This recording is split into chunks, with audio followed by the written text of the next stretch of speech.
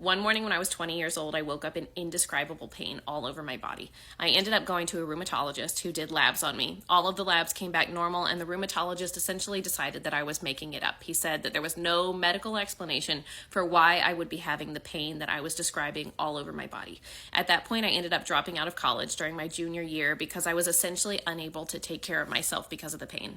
I ended up meeting with our Dean of Student Care, who was awful, and we agreed that I would take off the rest of the fall semester and then come back to school in the spring. However, one little tidbit that I didn't know about my college then that I do know now is that they had a terrible reputation for their management of students who were struggling with mental health diagnoses.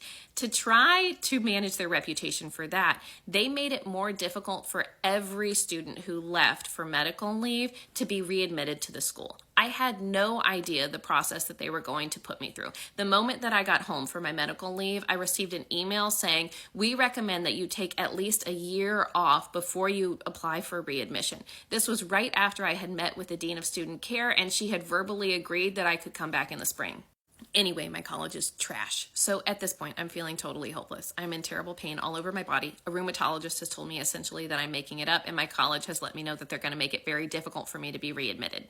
So someone recommended at this point that I apply to be seen by a rheumatologist at Johns Hopkins. So I called and did their intake process and waited to get an appointment with one of their rheumatologists, which absolutely changed my life. It turns out that I'm not making it up, and I actually have lupus.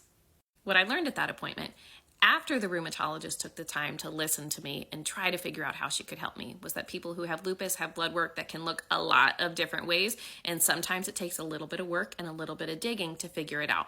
The first rheumatologist that I saw was just being lazy when he told me that there was nothing wrong with me.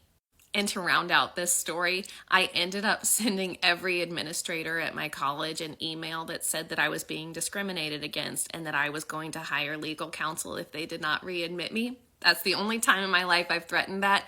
But guys, it worked. Don't mess with me.